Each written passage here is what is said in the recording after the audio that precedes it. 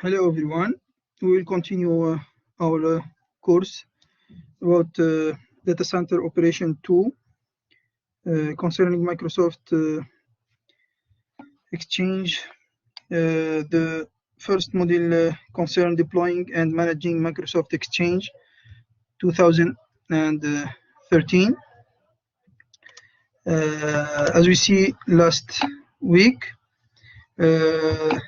we will talk about Exchange Server 2013 prerequisites and requirement, Exchange Server 2013 deployment, and managing Exchange Server 2013. So, lesson objective, we see DNS server requirement and the software requirement. Hardware requirement, we said that we need Intel 64-bit architecture, memory 8 GB recommended, and necessary file system, NTFS file system. Is there any comment? You can talk with me directly. If there is any comment or question. Unfortunately, this course must be recorded, so and it is recommended that I talk only in English.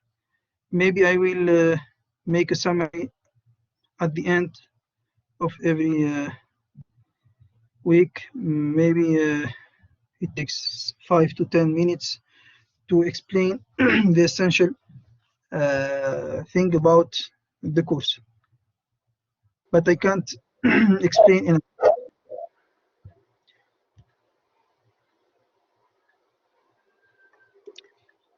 So this is for hardware requirement. For infrastructure requirement, we must have Active Directory and DNS.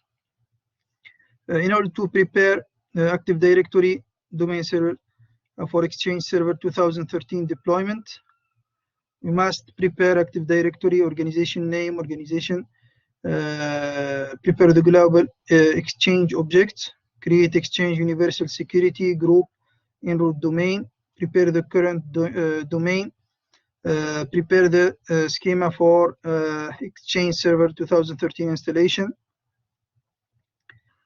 prepare the domain where Exchange Server recipients are located,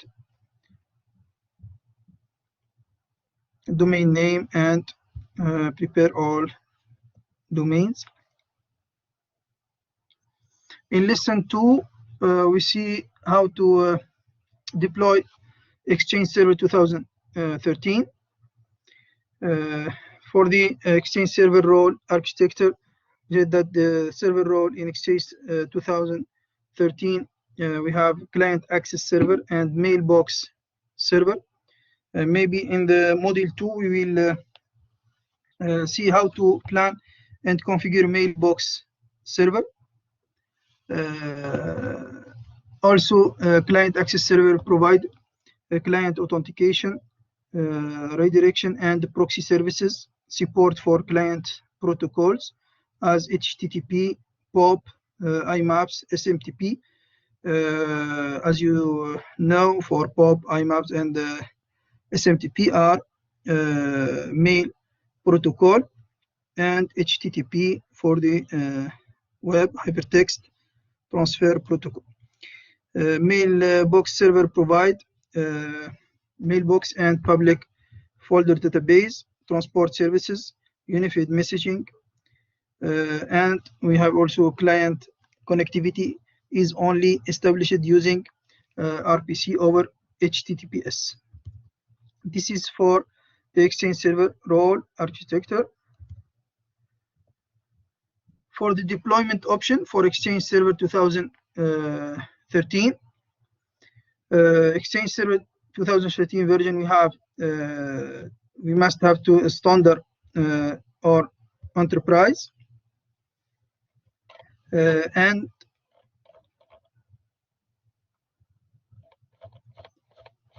we have also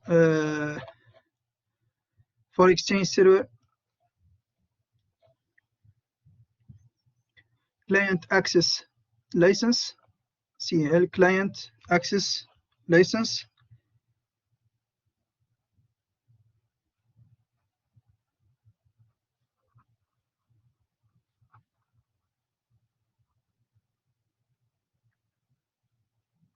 So Exchange Server Standard client access license.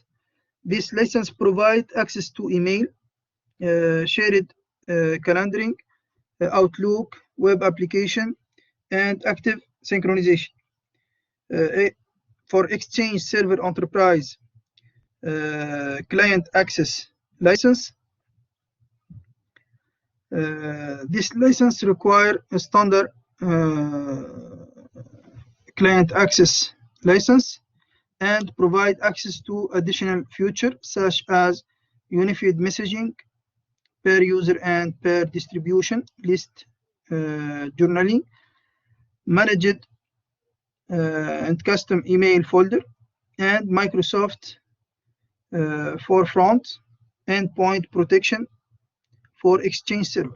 So we have some extra services with the Exchange Server Enterprise client access license.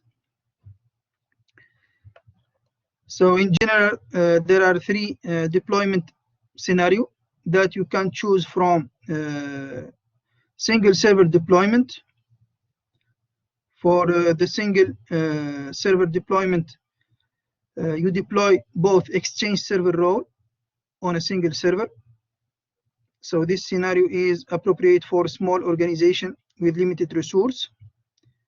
You will deploy all Exchange Server services on a single server.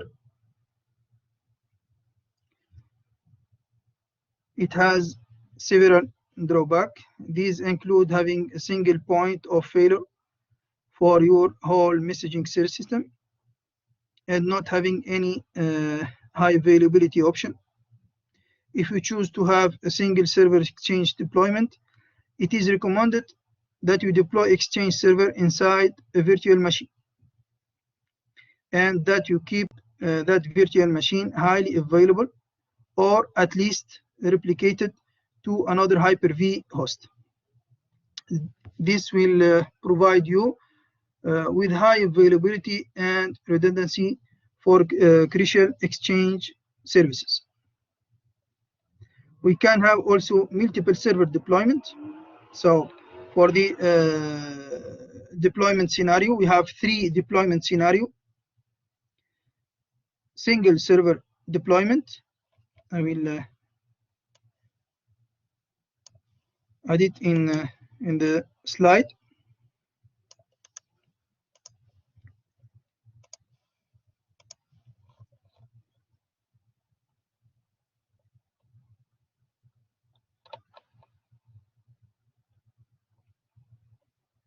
So we have single server deployment, multiple server deployment, and hybrid deployment.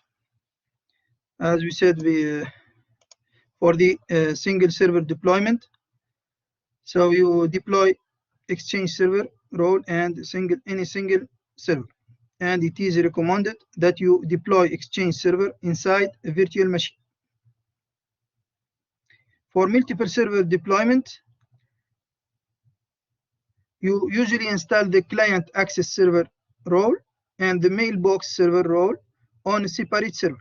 So you have at least two servers, one for access server role, client access server role, and the mailbox server role on a separate server. This requires that you provide at least two virtual or physical machines for the Exchange Server deployment. In a scenario where you also want to provide high availability, you should add more machines to build the client access array and database availability group. To achieve full redundancy for Exchange Server, you need at least 4 servers for Exchange and at least 2 domain controllers. So we have at least 2 servers in order to install the client access server role and another server for mailbox server role. And to achieve full redundancy for Exchange server, you need at least 4 servers for Exchange and at least 2 domain controlled. For the hybrid deployment provide the ability to extend on premise Exchange server functionality to the cloud. In this scenario, you connect your Active Directory domain server and Exchange server with Office 365. This allows you to move some of your Exchange resource to Office 365. A hybrid deployment also can serve as intermediate step prior to moving completely to an Exchange Online organization. So this is for 3 possibility or 3 deployment scenario. You can use single server deployment, multiple server deployment, and a hybrid deployment. In a hybrid deployment, we will extend on Exchange server functionality to the cloud, and we can also use Exchange server with Office 365. So we'll see the Exchange server 2013 hybrid deployment with Office 365.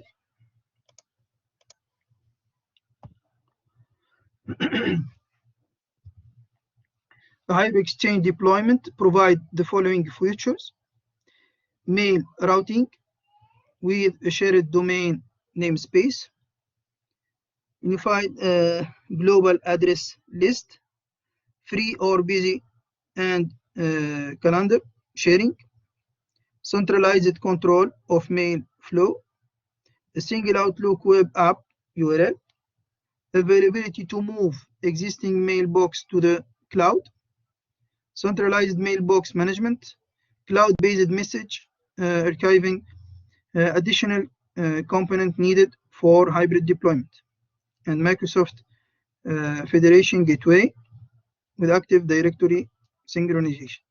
So we can have additional component for the hybrid deployment, Microsoft Federation Gateway and Active Directory synchronization. As you know, for Office 365, it is a suite of 4 Microsoft services that are now available in an online version: Exchange Online, Link Online, SharePoint Online, and Office Professional Plus. So this is for Office 365.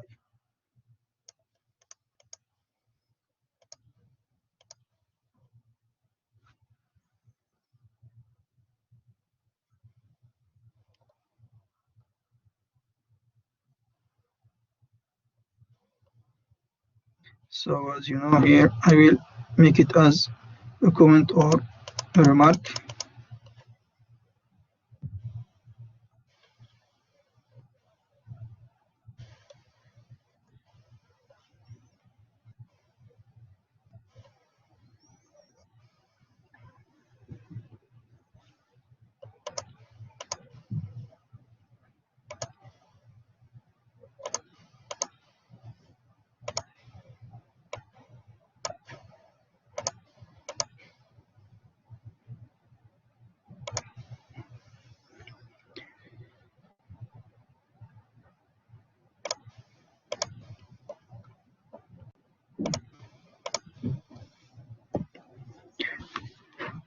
Now how to upgrade and migrate from Exchange server and earlier version.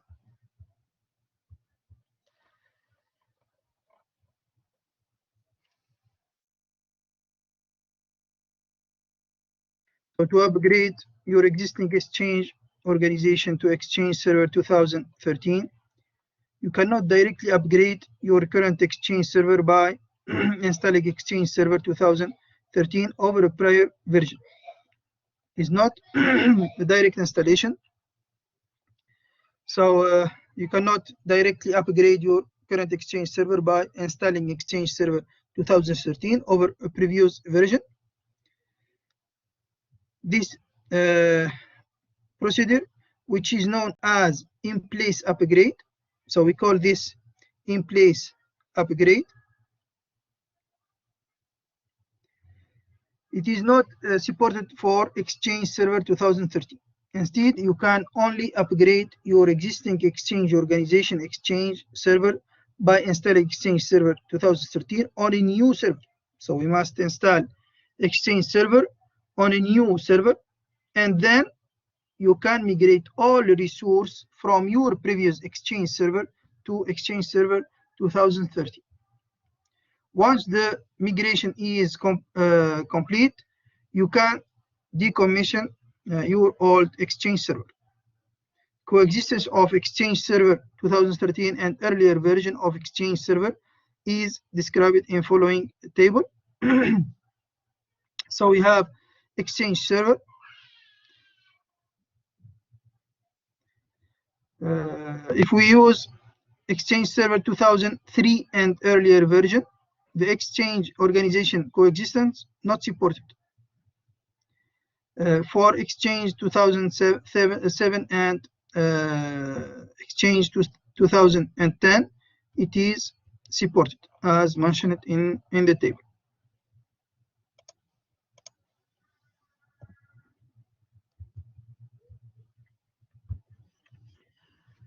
Now for deploying Exchange Server 2013 as a virtual machine, you can deploy all Exchange Server role on virtual machine running on a supported virtualization platform.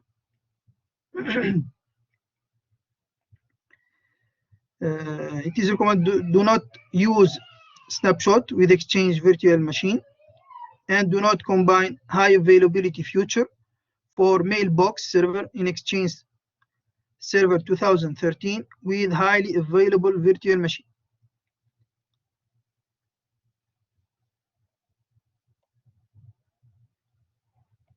And you must design a virtual hardware by using the same criteria that you use for your physical hardware. So what is the benefits of using virtual machine? So deploying Exchange 2013 server as virtual machine provide the same advantage and disadvantage as deploying other server as virtual machine. Many organizations are virtualizing physical server as a way to reduce cost and to ensure that all server hardware is properly utilized. So in terms of cost, you will not buy a server and so on, and you connect to the internet and use security license and so on.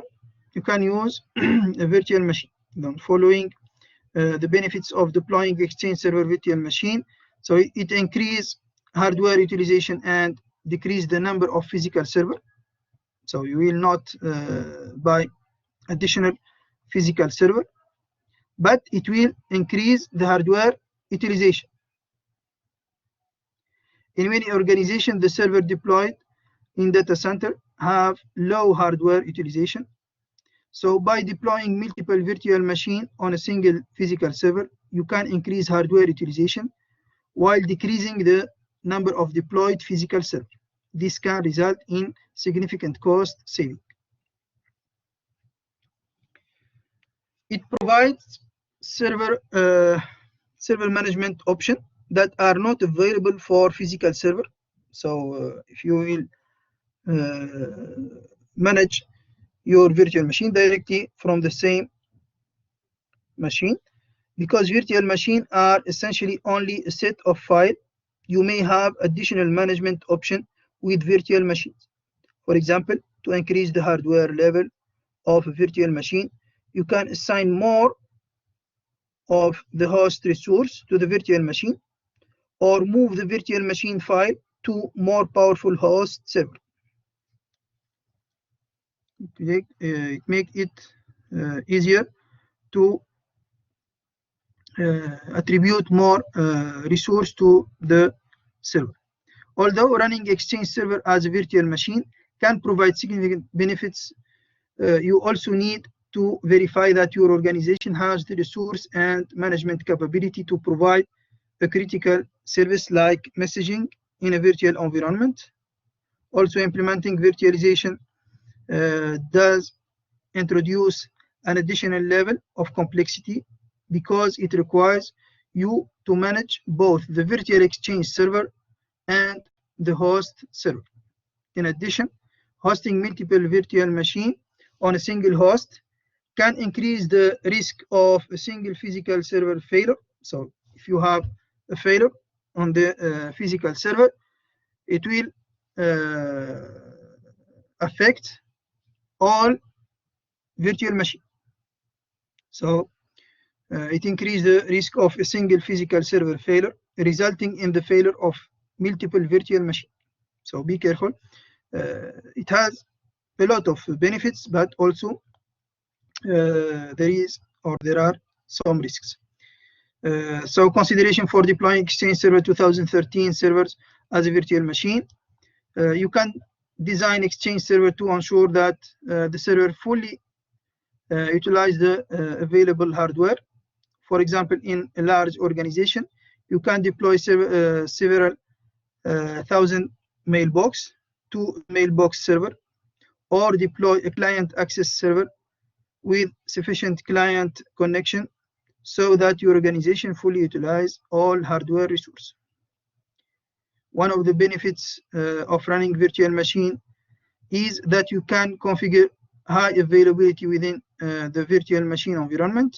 However, Microsoft does not recommend that you run both DAG and a virtual machine based high availability solution.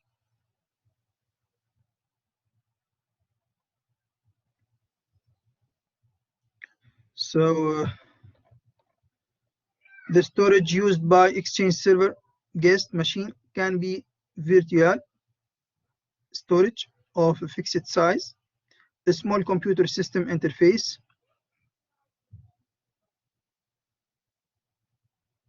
SCSI, pass-through storage, or Internet SCSI, ISSI storage. Pass-through storage is storage that is configured at the host level and dedicated to one guest machine. To provide the best performance of Exchange Server storage, use either pass-through disk or fixed size virtual disk. You can also use virtual SAN future in Hyper-V to present storage from fiber channel to a virtual machine. You must allocate sufficient storage space for each Exchange Server guest machine on the host machine. Storage is needed for the fixed disk that contain the guest operating system, any temporary memory storage file in use, and related virtual machine file that are hosted on the host machine. In addition, for each Exchange Server guest machine, you must allocate sufficient storage for the message queue. You can deploy only management software such as antivirus software, backup software, and virtual machine management software. So this is for the deploying Exchange Server as virtual machine. So you have a lot of benefits, but constraint also. You must be careful. So we'll discuss implementing Exchange infrastructure in a virtual environment. So you must make this question or pose this question: does you use virtualization in your environment?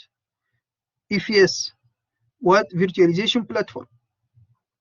Okay, so at least before deploying Exchange server as a virtual machine, you must respond to this question: does you use virtualization in your environment, and what virtualization platform you use?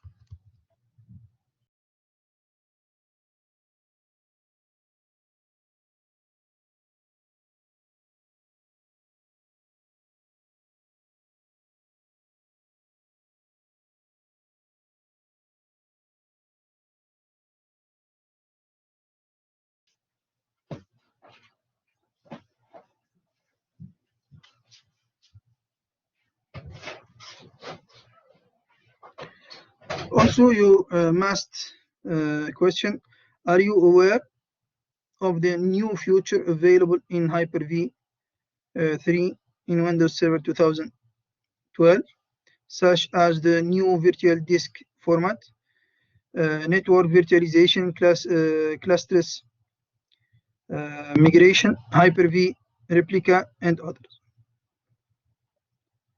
And if you are using Exchange server, is it virtualized or not? And you must also explain your answer.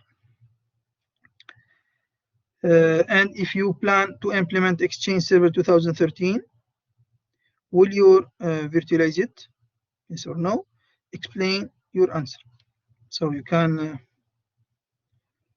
use this question to decide about the use of virtualization or the virtual environment to implement Exchange infrastructure.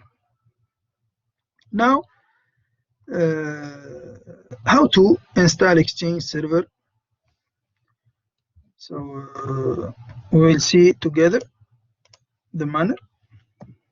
So how to install Exchange Server 2000 using the setup wizard. So an installation step in the Exchange Server setup wizard, it includes the check for updates, the license agreement. As we said before, we must have the client access license. In the check for update page, you can choose the to update the setup process with the latest file from Microsoft Update. It is recommended that you do this if your Exchange server is connected to the internet. If your Exchange server is connected, it is recommended that you make the update. On the license agreement page, you should read your license agreement with Microsoft. On the recommended settings page, you can choose if you will configure your server to report errors to Microsoft. It is recommended that you leave this setting on by default. As you know, when you report error to Microsoft, it helps them to fix any kind of problem. Also, it can help you to send your task or help, and it offers all environment variables related to an error or a problem, so that it make it easier to report the error. On the server role selection page, you should select the server role that you want to install. You can choose to install the Mailbox server role, the client access server role, or both. So you can choose to install Mailbox server and client access server. You can also choose to install only management tools. On the same page, you can select to install all necessary Windows role and features that are needed for the Exchange installation that you want to perform. On the installation space and location, you can change the path where you want to install the Exchange server. And on the Exchange organization page, you can choose the name for your Exchange organization. If you are deploying a new one, if you are joining to an existing Exchange organization, the name value will be pre-populated. On this same page, you also can choose to apply the Active Directory split permission model to your Exchange organization. On the malware protection settings page, you can choose to disable built-in malware protection functionality if you have your own solution. It is recommended that you do not disable this malware protection unless you have another solution for antivirus protection already implemented. On readiness check page, the setup procedure will inform you if there are any obstacles to the Exchange server installation, and if your hardware and software prerequisites are met. If everything is in order, you should click install and wait for Exchange server to be installed. If you did not prepare your Active Directory domain server environment before starting the Exchange server installation, the setup procedure will complete this task during installation. So don't repeat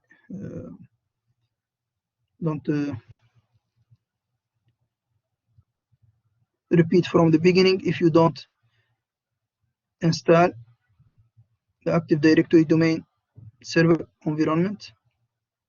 It can be set up directly. So install Exchange Server 2013 can take between 20 and 50 minutes, depending on the components that are installed and your server performance. After installation finish, you can begin to configure your deployment.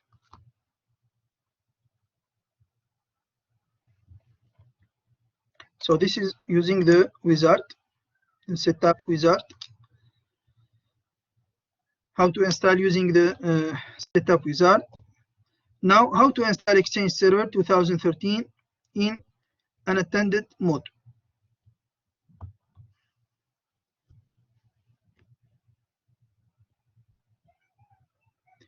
So using the wizard, that means we will use graphical user interface, setup wizard. By using the command line, so if you will use the command line to run the setup.exe program, you can install Exchange Server 2013 in what we call unattended mode. This installation method allows you to provide all of answer for the setup wizard in advance, and it supports installing multiple Exchange server with the same setting. So you can install multiple Exchange server with the same settings. To initiate unattended installation, you should run the setup program from the command line and provide the appropriate switch to specify your Exchange installation option. So you have the syntax for the unattended installation with all available switches for setup.exe. You have setup.exe, then /mode, setup mode, accept Exchange server, license there, role, server role to install Windows component, organization name, the name for your node organization. So you will populate the commands. So you do not have to provide a value for each of the switches. You only need to include the switches that pertain to your installation scenario and the level of details that you want to provide. So the following is a list of most commonly used switches. So for the mode, so here you have the mode.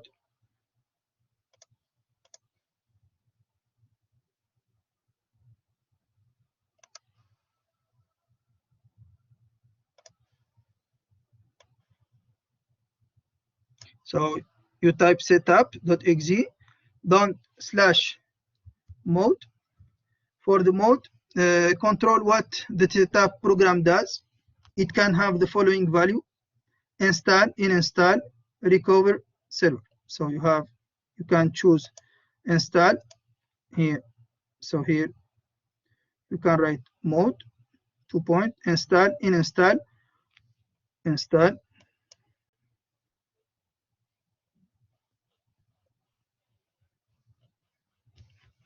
uninstall,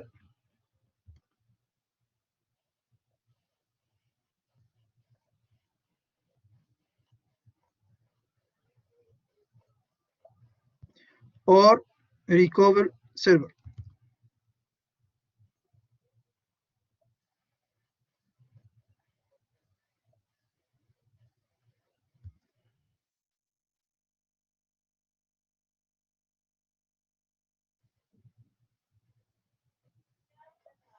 So we type /mode,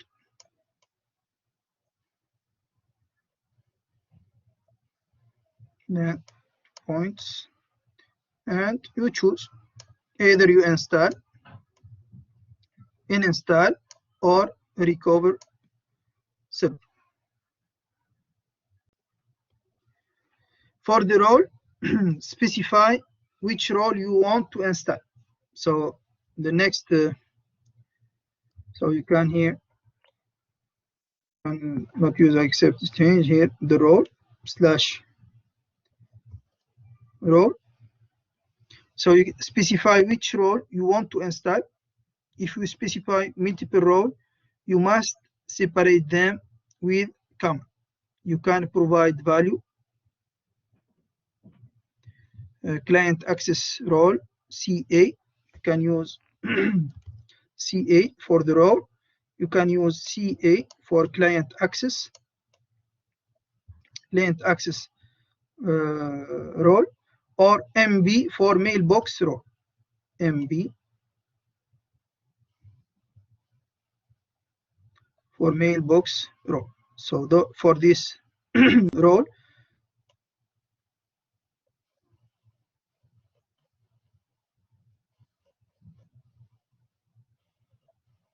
you can use client access role or mailbox role. Now for the organization name. So for the organization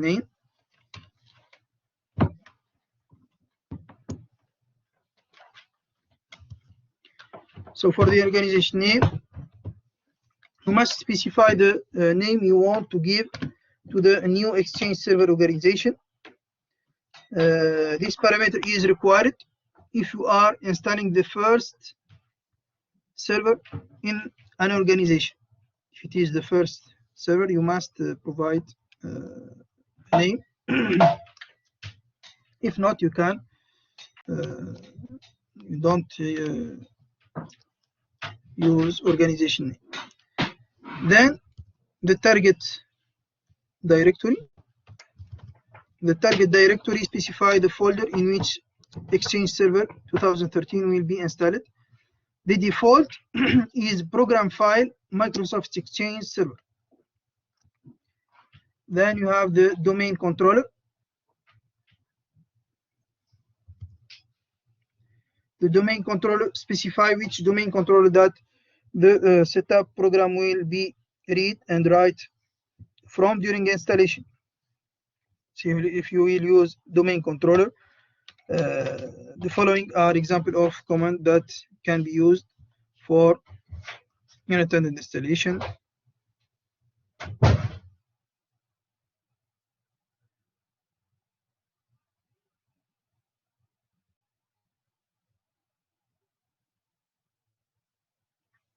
For example, you can use this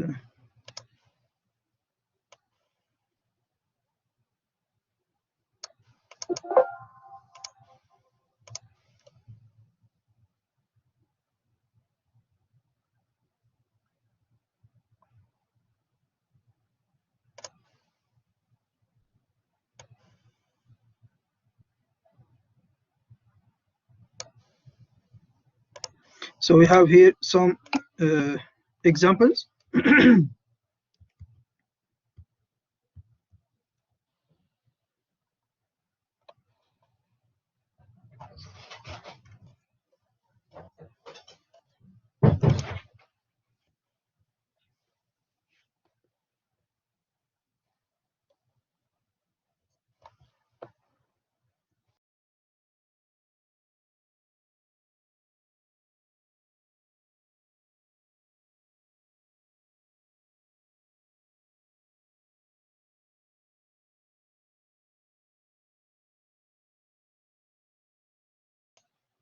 So I said here we have some examples. The following are examples of commands that can be used for unattended installation. For example, setup.exe mod install /role client access mailbox. So we can here use CA and MB. Here we can use CA, comma MB.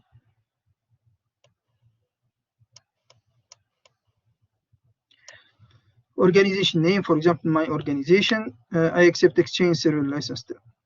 So this is this command install the client access role, the mailbox server role, and management tool for the default installation location, and to provide the organization name, my organization.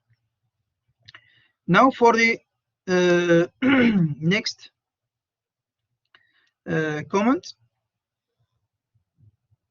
for the unattended installation. If we use setup.exe, always we have setup.exe because this is the main command to install. Then in order to use role, we can use r/r camb /I accept. This command install the client access server role and the mailbox server role and the management tool to the default installation location.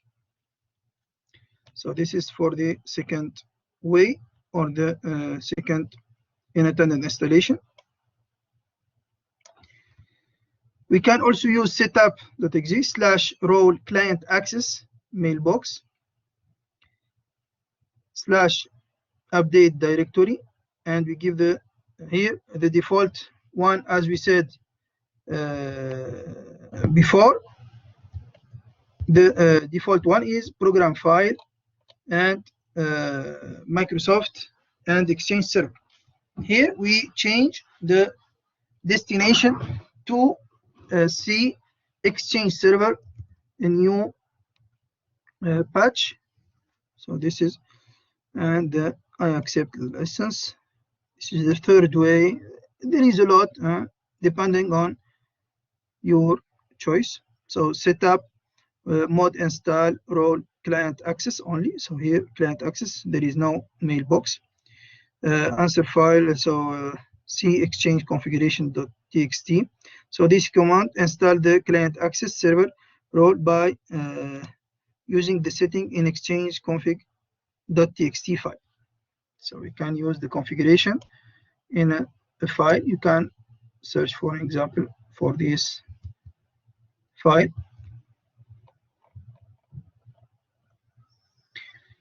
So at the end of this chapter, we have a demonstration.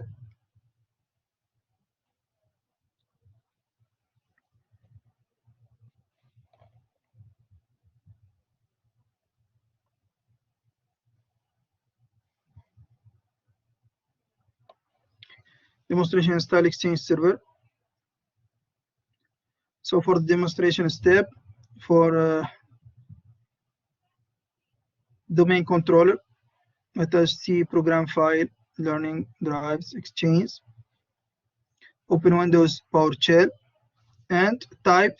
So here, setup, prepare Active Directory Exchange license organization at the top and press enter.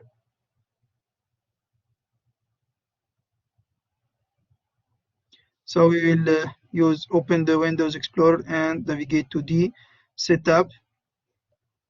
We can, as we said before, it is recommended that we install updates but here don't check for updates, select installation Mailbox client access role, don't disable malware scanning, start the pre-request check, and start the installation process. I hope you will make this in practice. Now for the post-installation task, we have to verify service functionality, secure your Exchange server with restricting the physical access, restrict communication, and reduce the attack surface.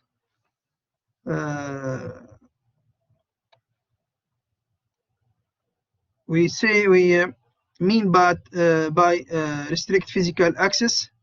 For example, like all server, physical access to computer that is running Exchange server should be restricted. Any server that you can access physically can be easily compromised.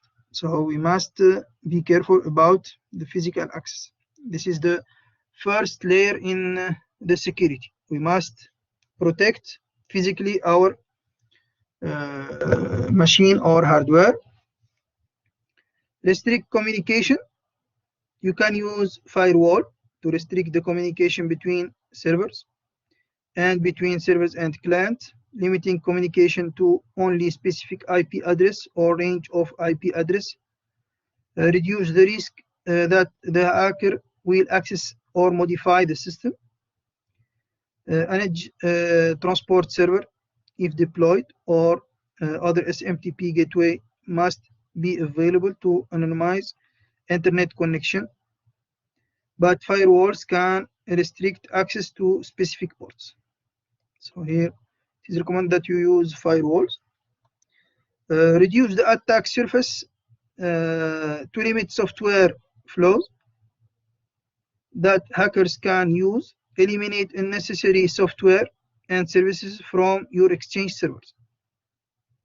As you know, before 1 month approximately, there are several attacks in American organization, and the source is that a security program issued with SolarWind,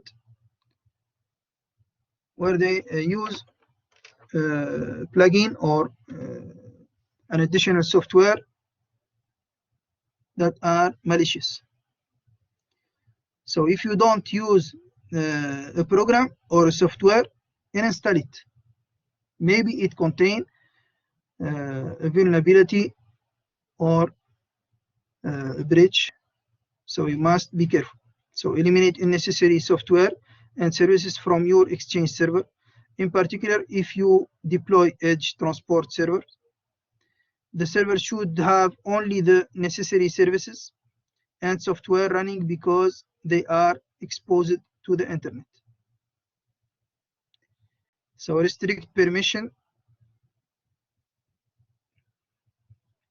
Restrict permission for reading, writing, and so on. Evaluate who has permission to manage Active Directory in your organization. User who are domain administrator can add themselves to any group, and they can manage all Exchange server recipient and computer that are running Exchange server in the domain. So be careful. If user use domain administrator, he can add himself to any group, and then can manage all Exchange server recipient and computer that are running Exchange server in the domain. Reduce, delegate Active Directory domain server management permission in a more granular way. If you do not want all of the domain administrator to be capable of managing Exchange servers as well, also configure additional software before you install any additional software. Ensure that Microsoft certify it for use with Exchange Server 2030. So you can make this for additional software. So to install an additional software, you must verify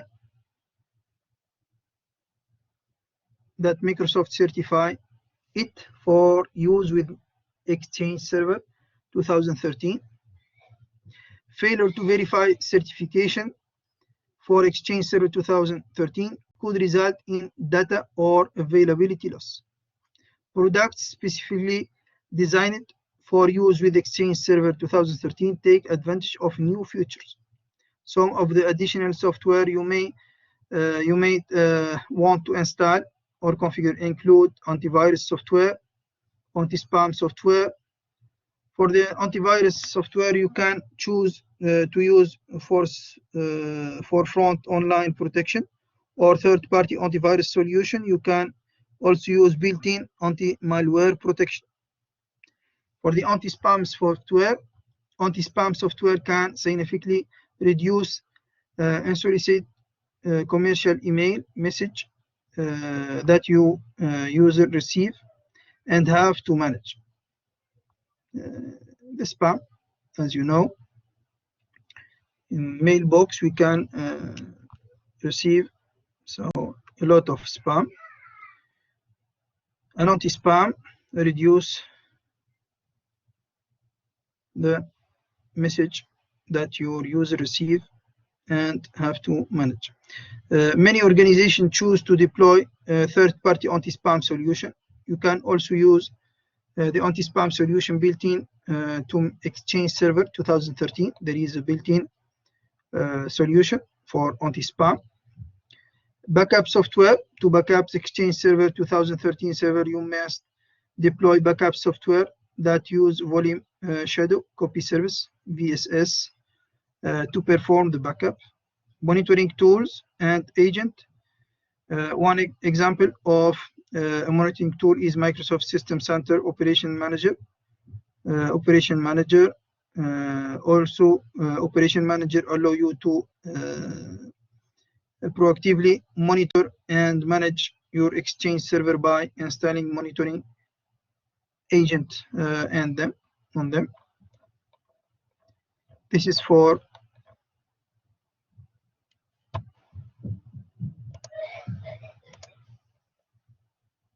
Exchange. Now, lesson 3, managing Exchange Server 2013.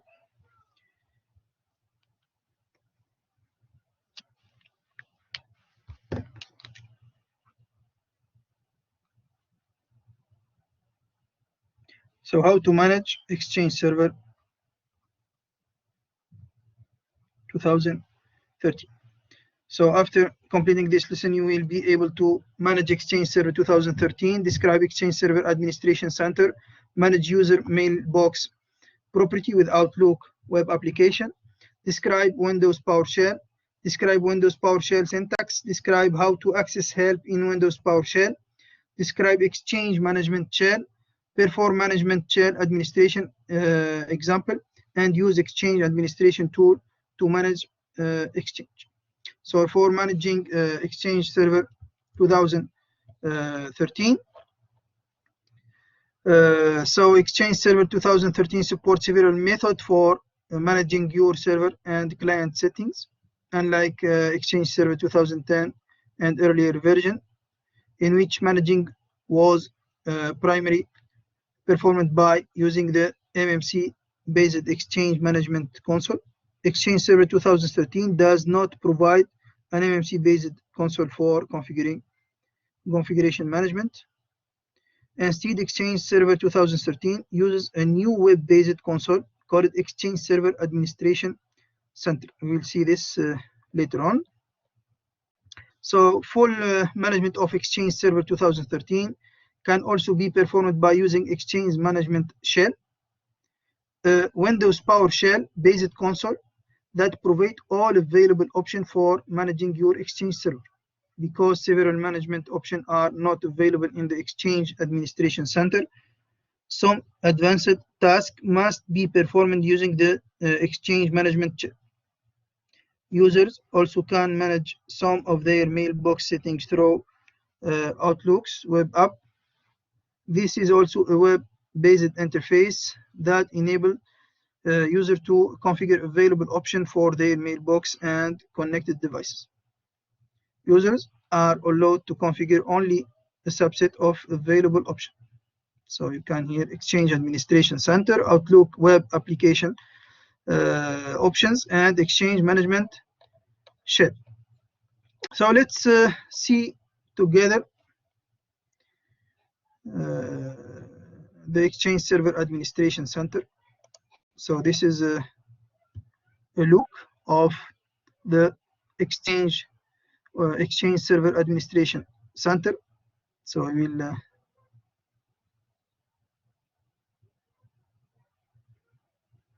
so here you can access by an address via a browser. So you will use a browser to access it. So the Exchange Administration Center, EAC.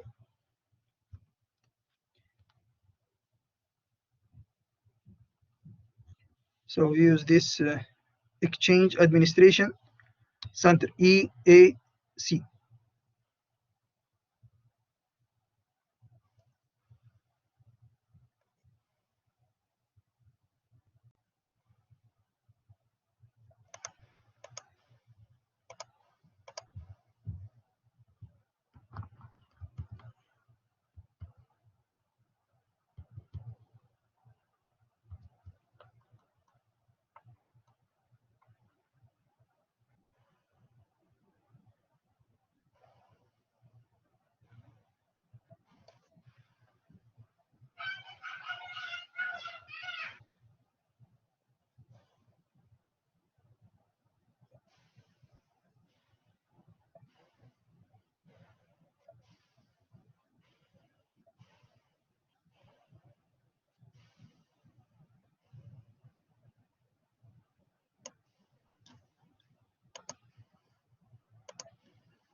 So the Exchange Administration Center, EAC, is the new web-based console that is used for managing your Exchange Server 2013. So it contains, you can access it from the browser.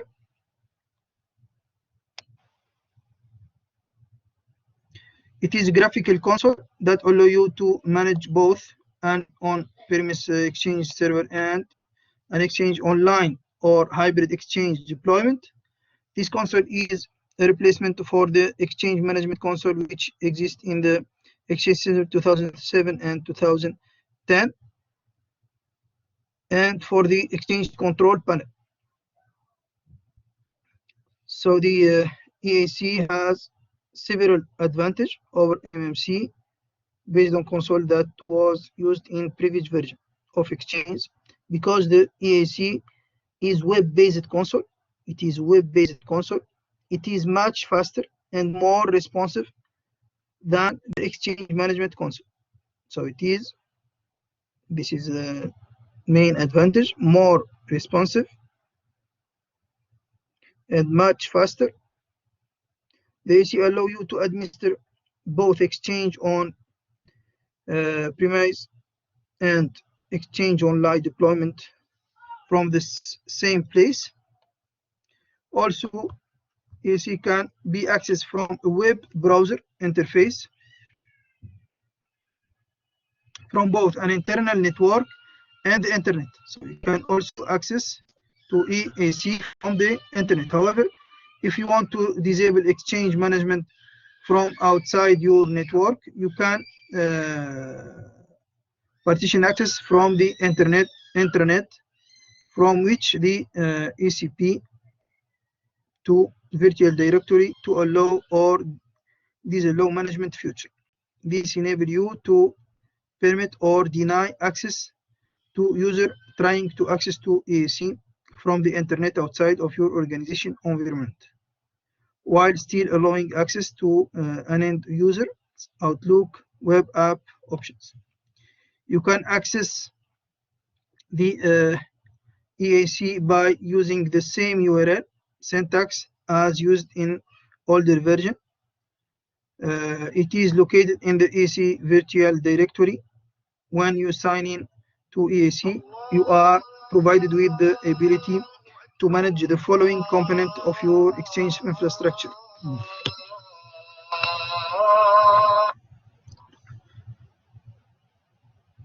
So we have recipient. In this node, you manage mailbox, groups, resource mailbox, contact, shared mailbox, and mailbox migration and moves. You have also permission. This node contains option for managing administrator role, user role, and Outlook web app policies. Compliance management.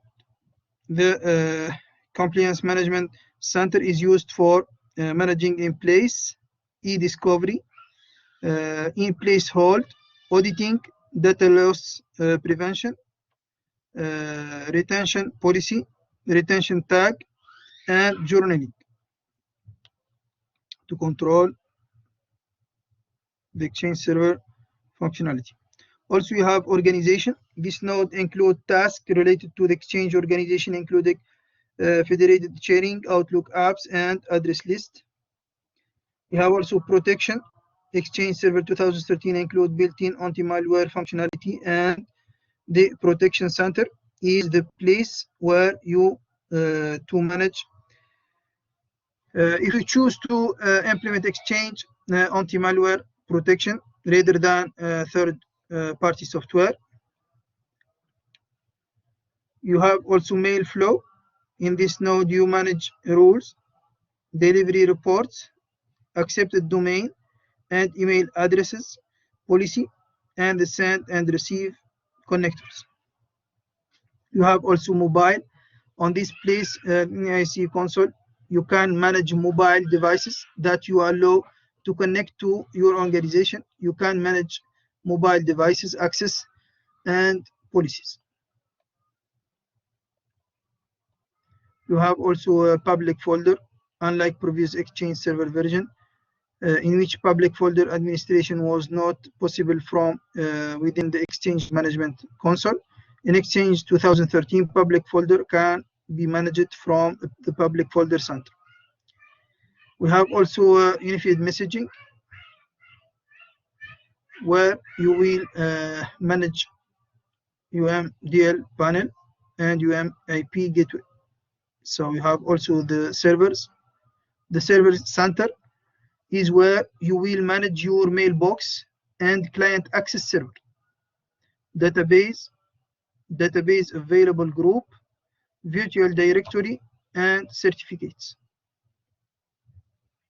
So for servers, you have a lot of management.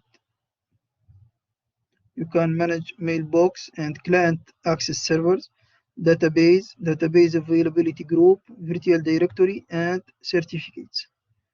And you have also the hybrid center is where you will access hybrid setup and configuration.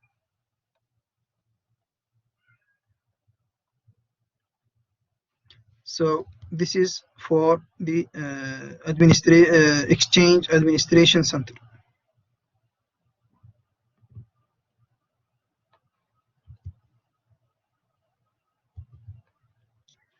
Now for managing user mailbox property with Outlook web app, users can manage the following feature by using Outlook web application.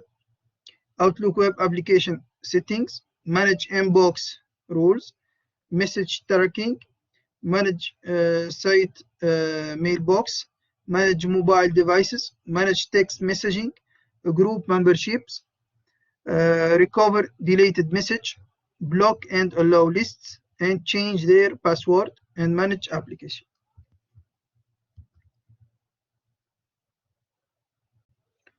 Let's focus on some of these features. For example, for Outlook web application settings, for example, such as email, signature, and out of office message. When we talk about manage inbox rules, for example, for automatic message management, when you are not present, or automatic response. Also perform message tracking of message sent or received from their mailbox. Manage seat mailbox where they are member. Change their password and manage application for Outlook web application. So this enable user to perform some of the tasks that were previously dedicated only to administrators. So it gives users some administrator feature or dedicated privilege, thus giving user greater control over the appearance and performance of their mail system.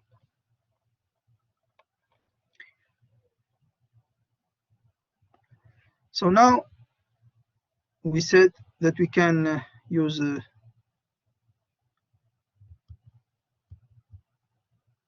the Exchange Administrator Center. We can also use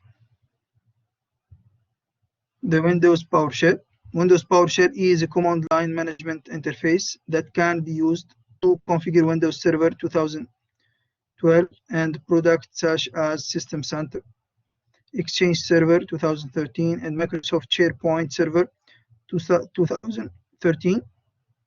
This management interface, which provide an alternative to the graphical user interface management tool, enable administrator to create automation script, perform batch modification, access setting that may be unavailable or more difficult to configure in the graphical user interface. Graphical user interface can be inefficient for tasks that you have to perform repeatedly, such as creating a new user account. So to create a user account, you must specify name, address, and so on. By building administrative functionality in the form of Windows PowerShell command, Microsoft let you select the right method for a given task. As you become more comfortable with Windows PowerShell, you may use it in place of other low-level administrative tools that you may have used in the past.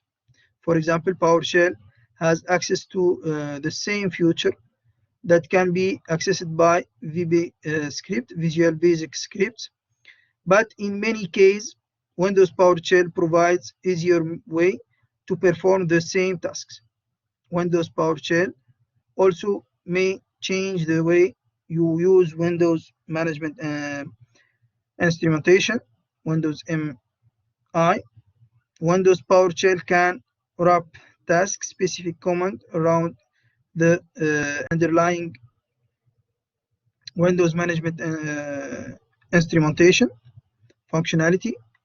When you use Windows PowerShell with WMI, your work is simplified because Windows PowerShell provides easy way task-based command.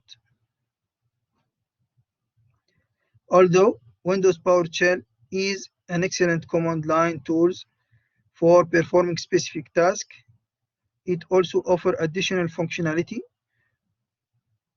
Windows PowerShell can manage Windows Server roles and features, and it can be used to provide, manage, and report on various objects, directory, and components.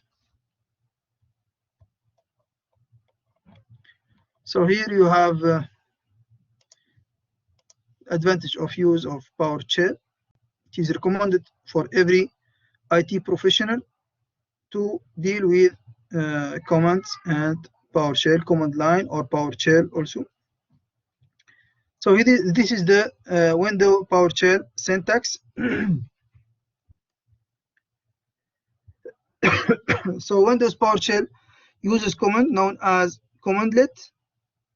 So Commandlet are the commands to perform specific tasks The naming convention for commandlet includes a verb or action. So, for example, get, set, new, followed by hyphen, and then a noun or subject. For example, to retrieve list of user, you would use the commandlet get user. This standardized naming convention is designed to enable user to more easily remember how to perform administrative tasks. For example, to change the setting of a mailing box, you would use the command set mailbox. For example, here you have some verb, get, set, new, for noun, event log, extension policy, virtual machine, and so on. Example of command line: get event log, set execution policy, a new virtual machine, and so on.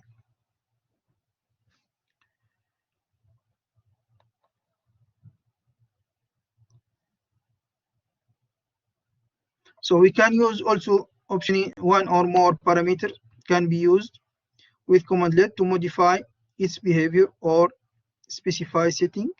When you type a commandlet on a command line, the parameters are entered after the commandlet name. Each parameter that is used must begin with a hyphen, and if multiple parameters are entered, they must be separated by a space. So we can use command line parameter to modify action and provide configuration information. Parameter include, for example, name it, for example, event log, then space system, username John,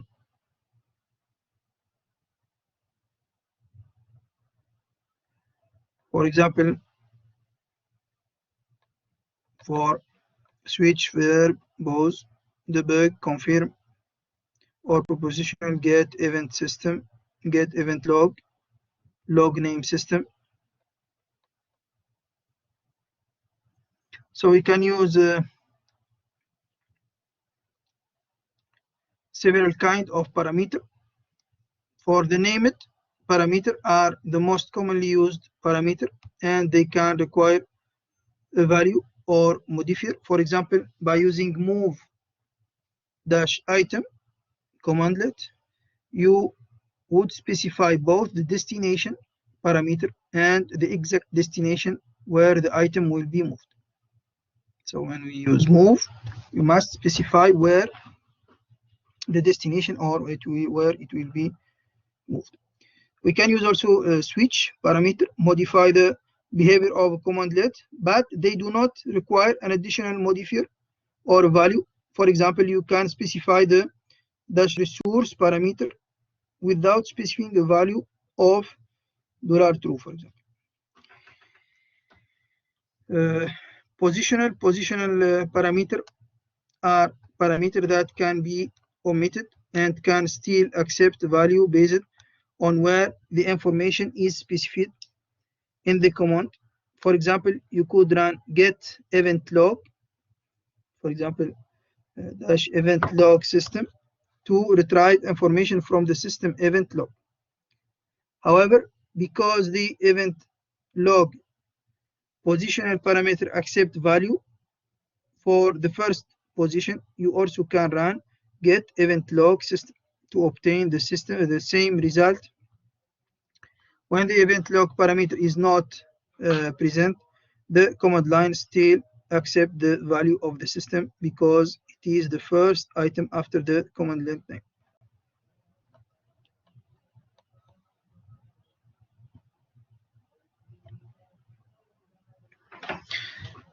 So you have 3 other slides. I will try to rapidly give you the essential information. So to access the help documentation, we can use the command get help followed by the commandlet name, or run the commandlet name followed by the help parameter. So we can use either the first one or the second. Give the same thing. We can use get help or dash help. So this is the first way. This is the second way. So get help has parameter to adjust the amount of help displayed. This parameter include detailed. We can use detailed, example, or full, or online. We can use the get help with the parameter detailed, example, or full, or online.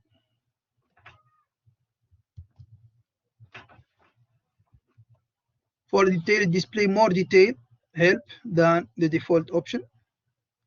For example, display only the example for using the commandlet, and for full, display advanced help and use examples, and online, open a web browser to the commandlet documentation on the Microsoft website. So Windows PowerShell 3 include the availability to download the latest help documentation from Microsoft. To view help documentation locally, you must use the update help commandlet. So you can use update help commandlet to update the help from the Microsoft documentation. Also, new Windows PowerShell 3 is the show commandlet. This commandlet helps users to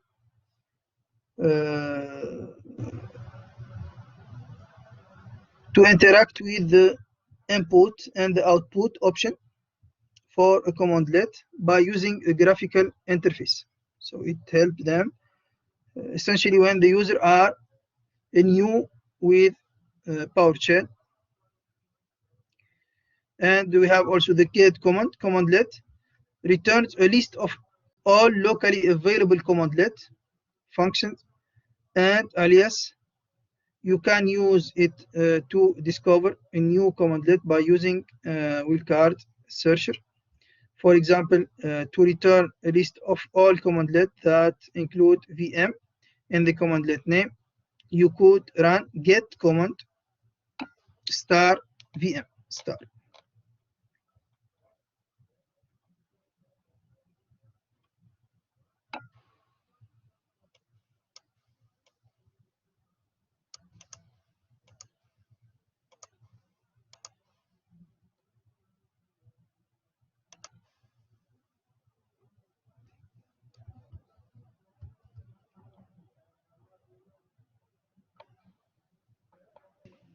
دكتور محمد، ايوه الناس صلت فتسمح لنا يعني، والمحاضرة قرب ينتهي وقتها.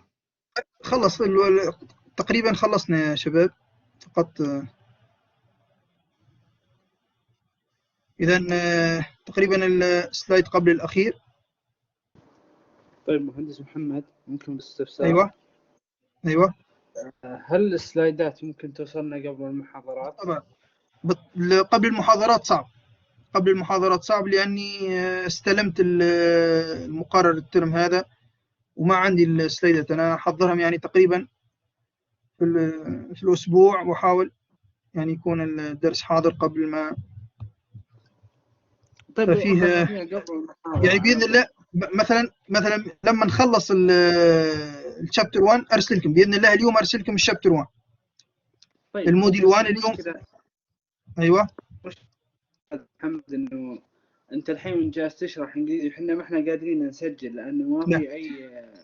لا فيه، انا مسجل يعني الموقع يسجل، يعني ممكن تدخلوا من البلاك بورد يا طيب، يعني المحاضرات مسجله. اي تسجيل الشاشه وتسجيل الصوتي. انا جالس اسجل نوت، فعشان كذا نحتاج انه باذن الله يا شباب. يعني حقيقه صعب جدا اني ارسلكم قبل المحاضره يعني، ولكني راح احاول قدر الامكان. واضح يعني ما راح يكون مكتمل يعني ممكن بعض التعديلات تكون يعني خلال المحاضرة، ما بعرف يعني، ممكن أحاول أرسل لكم. خلاص. طيب بس لو تقدر بس يعني شوي تعطينا بس بالعربي شوي. إذا بالنسبة اللي رأيناه اليوم زي ما قلنا هي كيفية نسوي تنصيب ولا الديبلويمنت بالنسبة لي المايكروسوفت اكسشينج سيرفر. يعني في عديد الطرق، إما بالويزارد يعني باستعمال أداة التنصيب، يعني اللي تعرفوها next وعادة تكون جرافيكال يوزر انترفيس، يعني تقبل اللايسنس وبعدين تعطي الديستنيشن والكونفيجريشن الرولز، وبعدين والا باستعمال الباور شيل. ممكن ايضا راينا بالنسبه لي عمليه التنصيب، قلنا ممكن تستعملوا ايضا Unattended مود يعني باستعمال الكوماند، يعني باستعمال الكوماند راح يكون فيه بالطبع الامر الاساسي هو setup.exe. بعدين عندكم الاوبشنز ممكن يكون سلاش مود، سلاش رول، سلاش زي ما شفنا التارجت دايركتوري، الدومين كنترولر وغيرها من. ورينا بعض الامثله setup سلاش مود تعطي نقطتين وتعطي الانستال والرول، مثلا الكلاينت اكسس ولا الميل بوكس، سلاش مثلا الاورجانيزيشن نيم وغيرها. اذا هذه بالنسبه لطريقه التنصيب. بعد التنصيب يعني لابد تسوي الفيريفيكيشن بالنسبه لي، لابد تسوي سيكيور يور اكسشينج سيرفر، يعني لابد تسوي عمليه الحمايه، و تسويه انستليشن بالنسبه لبعض السوفت وير مثل الانتي فيروس، الانتي سبام، الباك اب، المونيتورنج تولز. اذا راينا بالنسبه لي المانجنج اكسشينج سيرفر فيه الاكسشينج ادمنستريشن سنتر، ولا الاوتلوك ويب ابلكيشن اوبشن، ولا الاكسشينج مانجمنت شيل. يعني راينا بالنسبه لي الاكسشينج ادمنستريشن سنتر قلنا هي ويب بيزد، عباره عن يعني عباره عن موقع ممكن ندخلوا من الانترنت او من الاكسترانت، وممكن يعني نحددوا طريقه الوصول. فيها العديد من الاوبشن، في البيرميشن، الكومبلينس مانجمنت، الاورجانيزيشن، البروتكشن، الميل لو، الموبايل، السيرفر وغيرها من التولز او الادوات اللي ممكن تعتمدوها في الاداره بالنسبه للاكسشينج ادمنستريشن سنتر. ثم تقريبا في الجزء الاخير راينا الويندوز باور شيل. يعني الويندوز باور شيل عندكم فكره عليه يعني من قبل، تصور يعني اعتمدتوه في العديد من اللابات من قبل في الادفانسد نتورك ادمنستريشن لما درسنا الويندوز سيرفر. فيعني هي تقريبا فيه فقط يعني بعض الاضافات مثل الهيلب، مثل طريقة كتابة الكوماندلت. الكوماندلت زي ما قلنا هي عبارة عن الأوامر اللي نستعملوها، يعني هنا عادة نستعملوا الفيرب أو الأوامر get set new، نستعملوا noun event log، execution policy، virtual machine وغير ذلك. إذن هذا تقريبا بالنسبة للهيلب هذا اللي وصلنا له. بالنسبة للهيلب في الويندوز باور قلنا نستعملوا إما get help ونعطيه الأمر، وإلا الأمر وبعدين داش هيلب ولا داش هيلب فعلا. بالنسبه للجيت هيلب ممكن ايضا فيها بعض البارامتر محمد. ايوه استاذنك انا لازم اظهر لان ما عندي الا 10 دقائق تبدا المحاضره الثانيه بروح اصلي. خلاص ان شاء الله باذن الله. ديتيلد اكزامبل فول والاونلاين. لان تقريبا هذا بالنسبه لي ما رايناه بالنسبه لليوم. ان شاء الله الاسبوع الجاي نشوفوا demonstration how to using Exchange administration tool to manage Exchange. إذن هذه راح نشوفه بإذن الله. نبدأ بفيديو قصير يوضح يعني حتى يكون يعني عندكم لمحة عن فعليا كيف تتم عملية المانجمنت بالنسبة للإكسشينج ويندوز إكسشينج سيرفر. بأمر الله يا شباب نقف عند هذا الحد إن شاء الله. مهندس بس لو تكرمت مداخلة لو تكرمت بس لك أمر يعني نتمنى أنه يكون في بعد إذنك